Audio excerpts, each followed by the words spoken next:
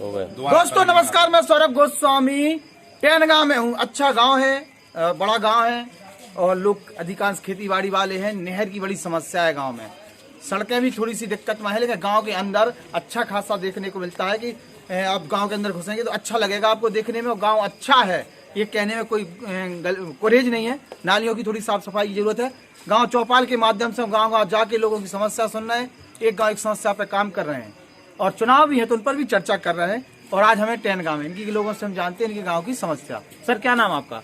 रूप सिंह बेगाना टेनगांव। रूप सिंह जी, गांव की कुछ समस्याएं बताएं। गांव की समस्या ये है कि जो हमारा टेनगांव से खिरिया हमारा कर रोड है वो कच्चा है, और जो भौरदा माइनर है, भौरदा से जो खिरिया तक माइनर है वो भी टेनगांव बीच में पड़ता है, उसमें पानी नहीं आता है। क्यों नहीं आता है? कभी नहीं आता है, बिल्कुल। कब से नहीं आया? नहर कब से बनी? कम से कम जब से नहर बनी है 10 साल से पानी नहीं आया है। तो आवाज नहीं उठाई गई क्या इसके लिए? आवाज उठाएगी, खूब उठाएगी, कार्रवाई की, बहुत कुछ किया हम लोगों ने, लेकिन नहीं, पानी नहीं आया। क्या कह रहे हो? क्या कह रहे हैं? कभी आया पानी के नहीं आया? नहीं, शुरू में आया जब वहाँ खेती ही नहीं होती। अच्छा। अब फिर जब खेती होने लगी तो पानी नहीं आ रहा? पानी नहीं आ रहा है। मंत्री से कहा या मनोहर लाल पंत आपके विधानसभा के? किसी से नहीं कहा, मंत्री से नहीं कहा हम लोगों ने। अच्छा, मंत्री से हमने जो बात कही उसको माने नहीं भाई, तो कहा कहते हैं। क्या मानने नहीं माने? हम लोगों ने एक दफा मंत्री तो एप्लीकेशन दी, मंत्री से हम लोगों ने कोई सुनाई नहीं हुई। धर्मशाला की थी एक बात, नीलकंठ धर्मशाला बनी थी वो, तो उसके बारे में हमने की थी कि इसको लेंटर करवा दो, तो वो नहीं करवा पाए और उन्होंने आश्वासन गाँव को दिया था लेकिन नहीं करवा पाए। और इसके बाद फिर हम गांव वालों ने चंदा जोड़ा और फिर करवा दिया। और कोई तो करा सकते थे, सरकारी स्कीम का लाभ तो दिला सकते थे। जरूरी थोड़ी क्या आपकी एक बात नहीं तो आप नाराज हो गए? अरे अब एक दो दफे दो चार बजे कही जाता। देखिए, किसानों के लिए यहाँ फसल के लिए नहर की बड़ी समस्या है, लेकिन सब वही है कि आपसी युगों में लोग परेशान हो जाते हैं। सर क्या नाम आपका? मैं भगवत सिंह लोधी जी बताइए। यहाँ पर जितने भी राजनेता हुए या जो राजनीतिक दल हुए या जो प्रतिनिधि हुए हैं, उन्होंने किसी भी स्थिति में ये जो हमारा ये सजनाम नदी पर चंदेल कालीन बहुत प्राचीन मंदिर बना हुआ है। नीलकंठेश्वर की विशाल मूर्ति है, भगवान नीलकंठेश्वर की बहुत बड़ी मूर्ति है। लेकिन आज तक कई बार हम लोगों ने शासन प्रशासन को, डीएम साहब को या 2-4 बार बड़े बड़े जनप्रतिनिधियों को भी वहाँ बुलाया, केवल आश्वासन पर आश्वासन देते जाते हैं। अगर वो सही मंशा से काम करते हैं तो जो पाली में नीलकंठेश्वर हैं, उनसे कहीं विशाल मूर्ति यहाँ पर विराजमान है। अच्छा, तो क्या जो ये पुरातत्व को लेके या पर्यटन को लेके डीएम दिखावा करते हैं, यहाँ के नेता दिखावा करते हैं, विधायक सांसद दिखावा करते, भाषणबाजी करते, सब दिखावा चल रहा गया हमें पर्यटन को लेके? हाँ, ललितपुर में? हाँ बिल्कुल सर। मैं तो यही कहूँगा कि लगभग मुझे विगत 10 वर्षों से कितने पुराने इतिहास है इस मंदिर का? इसका जो चंदेल शासक हुए हैं जिस समय, वहाँ का इतिहास मिलता है। यहाँ अभी क्या स्थिति है मौजूदा? अभी जो कुछ भी हम गांव के सहयोग से उसका जीर्णोद्धार करा पाए हैं, उसका विकास करा पाए, वो देखने को मिल रहा है। क्या पुरातत्व विभाग में अभी तक गिनती में नहीं आती? पुरातत्व विभाग में तो क्या, अभी उसकी इतने भव्य मूर्ति की पहचान यानी आसपास के 10 गांव के अलावा कहीं पहचान ही नहीं उसको मिल पाई। यहाँ से कितनी दूर है? यहाँ से 1 किलोमीटर दूर है। चलिए अभी जाके देखते हैं। और कोई गांव की समस्या? और एक समस्या और है सर कि लगभग प्रत्येक गांव के लिए एक गांव से दूसरे गांव को जोड़ा गया है। अच्छा, मात्र भड़रऊ से जो प्रधानमंत्री सड़क योजना थी उसके द्वारा लगभग 15 साल पहले इसको जोड़ा गया। जबकि एक बहुत बड़ा गांव जहां से हमारा रोज का आना जाना रहता है, लोग बाग एक दूसरे से सहयोग लेते हैं, तो खिरिया छतारा से जो टेनगा तक का जो मार्ग है, लगभग 10 वर्ष ये कहे कि 10 वर्ष पहले तो उस पर मिट्टी डली थी खाली। अब जब से आज तक उसी कंडीशन में वो सड़क डली हुई है। बार बार हमारे गांव के लोगों ने जो जागरूक साथी हैं उन्होंने ज्ञापन दिए हैं। केवल कागजों में पता चलता है, कभी साल में 1 आध बार ये आ जाता है कि ये सड़क बनेगी। आपकी लड़ाई लड़ने नेता नहीं आते? आप नहीं स्वयं लड़ते हैं। जो आप लोग खुद लड़ाई लड़ रहे हैं, नेता आते किस लिए हैं? नेता वोट लेने आते। तो वोट क्यों देते हो फिर ऐसे नेताओं को? लगा दो, बंद कर दो। अब कारण ये है ना कि हम सोचते हैं कि ये आप फलाना साथी हमारा है, हम इसको साथ देंगे। दूसरे लोग कहते हैं हम इसको जातिवाद तो नहीं फैक्टर बनता है? वैसे यहाँ पर कभी जातिवाद तो केवल वोट लेके चले जाते हैं। जातिवाद तो कभी हावी नहीं रहा सर।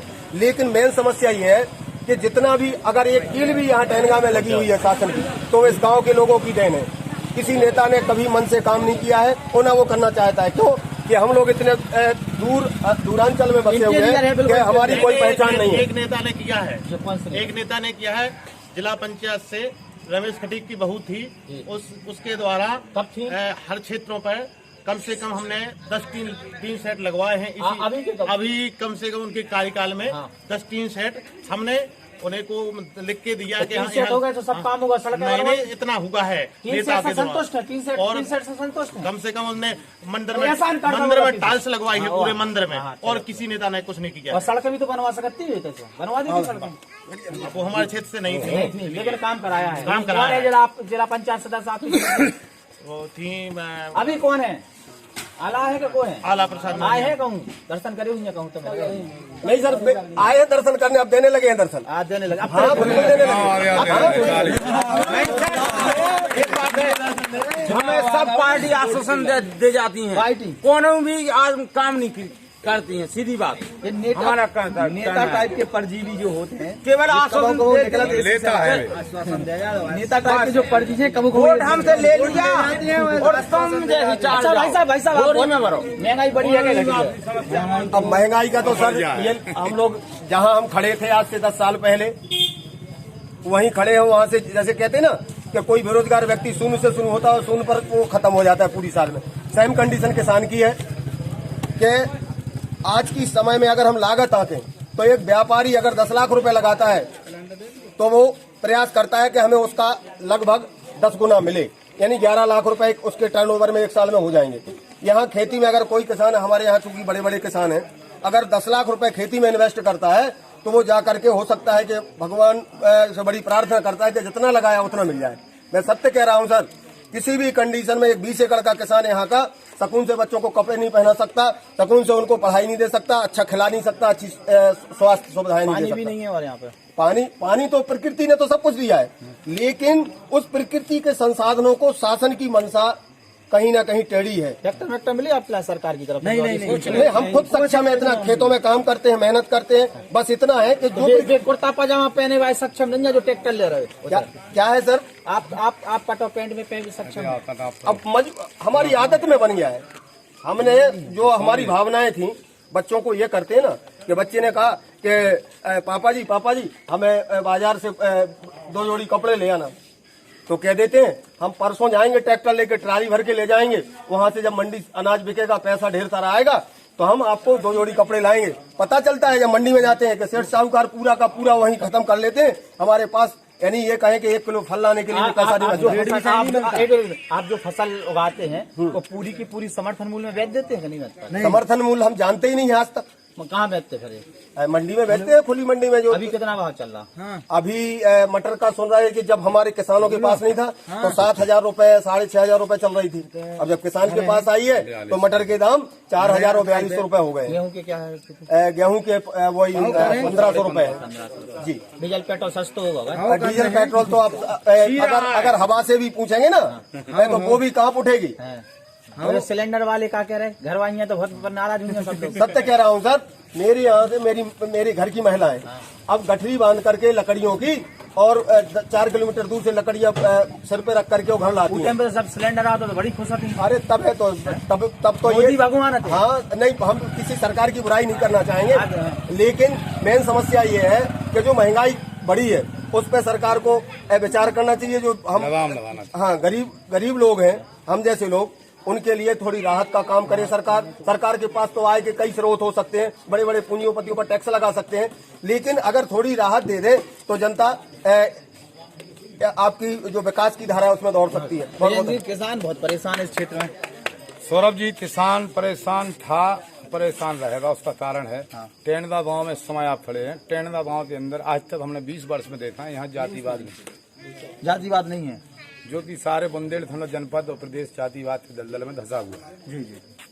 इसको कैसे एक गांव अच्छा मिला जहां जातिवाद की चर्चा नहीं होती? नहीं है, कैसे नहीं है कि यहाँ राजपूत समाज की बाहुबल संख्या है और यहाँ अधिकतर प्रत्याशी जो है पिछली बार 5 वर्ष जो है कुर्मी समाज से जीते हुए हैं। अभी जैसे आप देख रहे हैं चर्चा कर रहे हैं, जैसे भारतीय जनता पार्टी जो है क्या एक सीट पर राजपूत समाज को, एक सामान सीट पर ये तो कुर्मी समाज को, एक पे यादव मतलब एक पे ठाकुर ब्राह्मण सामान सीट पर दे दी, लेकिन ऐसा देखने को नहीं मिल रहा है।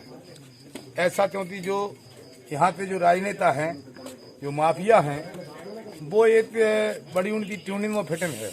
तो हमें लगता है कि हमारी वृद्धा थितमास और जाफरन तीनों सीट पर किसी राजपूत समाज को टिकट नहीं दी जाएगी। जो चर्चा में बना हुआ है तो तीनों सीटों पर निरंजन समाज को टिकट भारतीय जनता पार्टी राजपूतों को क्यों नहीं दी जा रही है? जिला अध्यक्ष भी राजपूत है अब तो। क्या है कि आपसे कहा हमने, राजपूत समाज के अंदर एक जो अच्छाई है, अच्छाई ये है कि उनके अंदर जातिवाद नहीं है।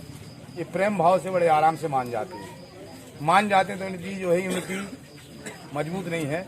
मजबूत ना होने के कारण हर बार इन लोगों व्यवहार में दब जाते हैं लोग। शोषण में आपने देखा कि आला प्रसाद जी निरंजन पिछली बार जिला पंचायत सदस्य थे, बहुत काम करा है। देखो विलास प्रमोद जी हमारे जयराम सिंह निरंजन जी हैं, ठीक है। तो सारा जो सिस्टम है वो इस तरीके से बना हुआ है। तो हम तो चाहते हैं भारतीय जनता पार्टी से कि अगर एक साथ लेते हो, एक साथ चलते, पहली बात तो पंचायत चुनाव में किसी पार्टी को किसी तरीके से टिकट का आवंटन नहीं करना था। तो बैकवर्ड सीट पर अगर आप 6 टिकट देते हैं तो 6 में आपको 3 टिकट राजपूत समाज को देना चाहिए थी और 3 टिकट आपको अदर समाज को देना चाहिए। और इस समय आप खड़े हैं, तुम्हारा सीट जो वार्ड नंबर 10 जिला पंचायत सीट है वो इस समय अनारक्षित की गई है। तो उस सीट पर बराबर जो है हम लोगों का भी एक समय अधिकार होता है सामान्य वर्ग का, कि हम लोग भी चुनाव लड़े। यहाँ की समस्या को कौन लड़ेगा? यहाँ की समस्याओं सौरभ जी आपने नहर चालू नहीं हो पाई, लोगों ने बराबर जहाँ हमें किसान नेता भी आवाज नहीं उठाए। सौरभ जी जितनी हमें सूचना मिली, बजर्रा से हमें सूचना मिली तो मैंने 10 मिनट के अंदर आपकी नहर चालू करवा दी। तो भारतीय किसान यूनियन लोक बजर्रा तक तो पानी आया है। भारतीय किसान यूनियन लोक शक्ति बराबर लड़ाई लड़ती आई है। 230 किलोमीटर हमने पदयात्राएं ललितपुर जनपद में फसल बीमा फसल मुआवजा के लिए की है। अभी भी लड़ाई बहुत लड़नी तो अपना धन बल खर्च करके हम लोगों ने किसानों की सेवा के लिए भारतीय किसान यूनियन लोक शक्ति तत्पर थी, तत्पर है, तत्पर रहे।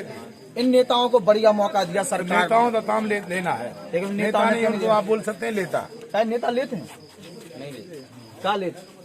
वोट ले लेता तो वोट ही तो ले, तो वोट लेके जवाब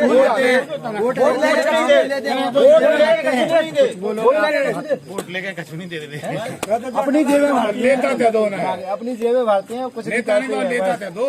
विकास के मुद्दे पे कुछ काम ही नहीं करते। कैनगा में एक इंटर कॉलेज तो होनी चाहिए। इंटर कॉलेज तो है, इंटर कॉलेज तो है, लेकिन यहाँ की डिग्री कॉलेज की जरूरत है। चूंकि बहुत इंटीरियर में आउट है, गाँव बड़ा है, अगल बगल के गाँव भी लगेगा। बगल के गाँव भी है, डिग्री कॉलेज की बड़ा गाँव है सौरभ जी, यहाँ डिग्री कॉलेज बनाया जा सकता है। बड़ा बहुत ही बड़ा गाँव है। कैनगा के लोगों से हम लोग चर्चा कर रहे थे। यहाँ एक मंदिर है, बहुत प्राचीन मंदिर है, वहाँ पे काम नहीं करा पा रहे हैं। सरकार को भी देखना चाहिए। पर्यटन के बारे में बताओ। हमें अभी मालूम चला कि यहाँ पर एक मंदिर है। आप सोचिए, हम अधिकांश ऐसे प्राचीन मंदिरों में जाते रहते हैं, देखते हैं कि कहाँ पर प्राचीन मंदिर है। हमें अभी पता चला कि यहाँ पर मंदिर है। आप सोचिए कि जब हम जैसे व्यक्ति को अभी जानकारी हुई कि ऐसी दिक्कत है, तो फिर और लोगों का क्या पता, क्या उन्हें जानकारी होगी कि नहीं होगी। और धन्यवाद गजेंद्र जी का कि हमें यहाँ पर लेके आए। हजारों साल पुराना प्राचीन मंदिर, हजारों साल पुराना, जिसकी एक अंदाजा नहीं लगाया सकता। तो नीलकंठेश्वर का जो धाम एक प्राचीन मंदिर है, प्राकृतिक मंदिर है, सजनाम नदी के किनारे, उसमें जो है बहुत ही प्राचीन चंदेलकालीन राज जब हुआ करते थे उस समय का मंदिर है। तो चाहिए दर्शन, बिल्कुल ये हमने दर्शन फिर से आज राजा दर्शन। तो हम चाहते हैं कि ऐसे प्राचीन स्थलों को पर्यटक लोगों को जानकारी होना चाहिए। जिले के हमारे अधिकारी गणों को, समाज सेवियों को, नेता गणों को अधिकारी की जानकारी होना चाहिए। तो बहुत ही प्राचीन और भव्य मंदिर है। देखिए आपके सामने भाई हमारे मोबाइल में बता रहे हैं सौरभ जी। तो हम लोग चाहते हैं कि इस नीलकंठ के प्राचीन भव्य मंदिर को जिले से लेते, प्रदेश से लेते, देश के लेवल तक इसकी जानकारी पहुंचाई जाए। आपके माध्यम से, आपके चैनल के माध्यम से बहुत बहुत आभार, बहुत बहुत धन्यवाद। हम चाहते हैं आप सभी किसान साथी एक रहें। जय जवान, जय किसान, जय जवान, जय किसान। जातिवाद नहीं, नीतिवाद, जातिवाद नहीं, जातिवाद नहीं। तो देखिए, कैनगा के लोगों से हम लोगों ने चर्चा की है। लोग अपनी अपनी बातें करते हैं, लेकिन यहाँ बहुत कुछ काम अभी होना बाकी है। नहर का काम हो जाता है तो कहीं ना कहीं नेता लोगों के लिए बात हो गया कि जनता के लिए कुछ करके दिखा पाएंगे। जिला पंचायत चुनाव है, लोग आ रहे हैं मिलने के लिए, अपनी अपनी बातें करेंगे, दावे करेंगे। लोगों को समझकर योग्य व्यक्तियों को चुनने की आवश्यकता है ताकि अपने क्षेत्र में कुछ काम करा सके। जय जय भारत, जय जवान, जय किसान।